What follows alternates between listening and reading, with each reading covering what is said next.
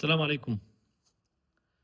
خلال 48 ساعة الحمد لله رب العالمين وبأقل الخسائر البشرية، وهذا هو المهم، تمت سيطرة قوات الأمن الداخلي والجيش العربي السوري على حيي الشيخ مقصود والأشرفية بحلب، بعد معارك كانت طاحنة مع قوات سوريا الديمقراطية. يعني هذا التنظيم قسد، طبعا بالتعاون مع حزب العمال الكردستاني جماعة قنديل.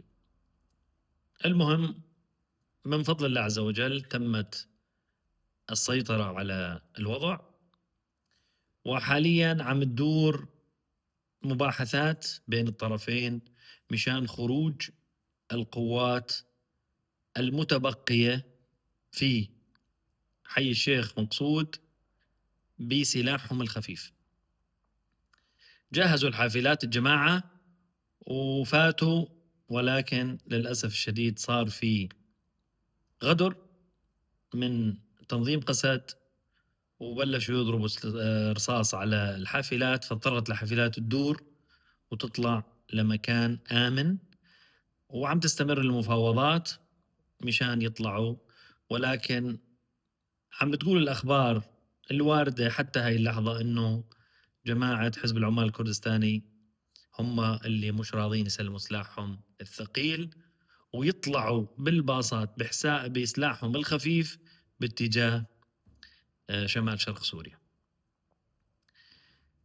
اللي صار بشكل عام يثبت قوة سوريا، قوة الجيش العربي السوري الحالي الذي لديه عقيدة.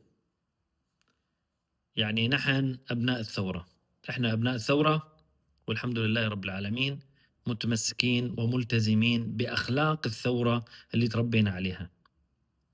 لا أثر علينا بشار الأسد ولا غيره، والحمد لله رب العالمين. الشعب السوري طيب، والشعب السوري محب ووفي لكل المكونات السورية. حتى الجماعة قالوا للي ما بده يطلع، العائلات اللي ما بدها تطلع خليها تكون موجودة، والعائلات اللي بدها تطلع مع المسلحين، أهلهم للمسلحين، زوجته وأولاده كذا، بدها تطلع معه، الله معكم، بدكم تظلوا أهلا وسهلا. حتى رحتوا وبدكم ترجعوا كمان أهلا وسهلا فيكم.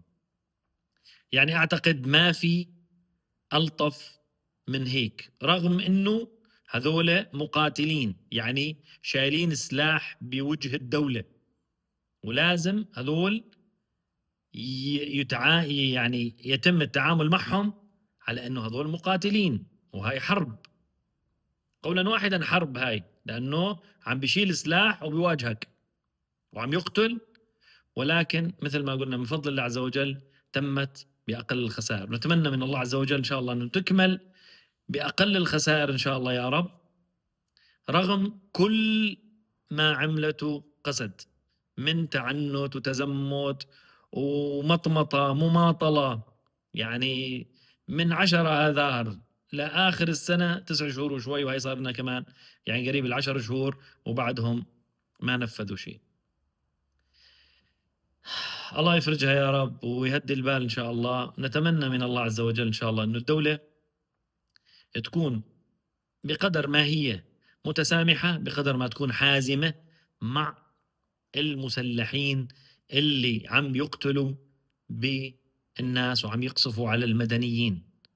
أول شيء اللي عم ينقتل من قوات الجيش، قوات الأمن الداخلي السوري، إلهم أهل، إله مرأة، إله زوجة، إله أولاد، إله أم، إله أب، إله أخوة وأخوات.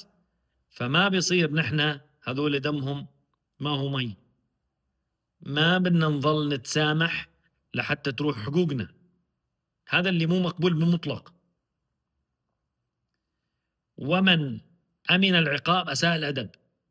كنا بنتوقع إحنا خلال السنة الماضية إنه ينشنق أقل شيء يعني 20-30 واحد من هذول المجرمين اللي أولوا بالدم السوري. يعني من فترة مسكوا هذا أزدشير تبع حماه، له فيديوهات بيقطع بدم، بيقطع بلحم المعتقلين ولحم الشباب اللي استشهدوا. شخص مثل هذا مبين 100% انه هذا قاتل، وهذا يعني لازمه ردع. فهذا الشخص اللي مثل هذا ثابت عليه هيك شيء، لا تقول لي ذكاء صناعي وغيره، شخص مثل هذا ثابت عليه هالشيء، اعمل محكمة، جيب الأدلة، شوف مين ترافع عليه خلال فترة بسيطة طبعا، مباشرة عسكري رشه برصاص، غير عسكري اشنقه مباشرة. هيك لازم يصير في عندنا عدالة، هيك بيتم العدالة، وهيك تأخذ الناس حقها. مو مسألة والله انه شغلة فاضية ونحن قاسين كثير، لا، القاتل لازم يقتل، لأنه هذا أوغل، ما قتل واحد ولا جرح واحد، يعني بيكون عشرات ومئات في منهم. وناهيك عن بشار الكيماوي اللي كان يزت بالبراميل علينا، ومختلف أنواع الأسلحة هو والطيارات الروسية. الله يجبر يا رب، الله يهدي البال ويفرجها إن شاء الله، وإن شاء الله هيك ترجع سوريا كلها واحدة موحدة بأقل الخسائر. والسلام عليكم.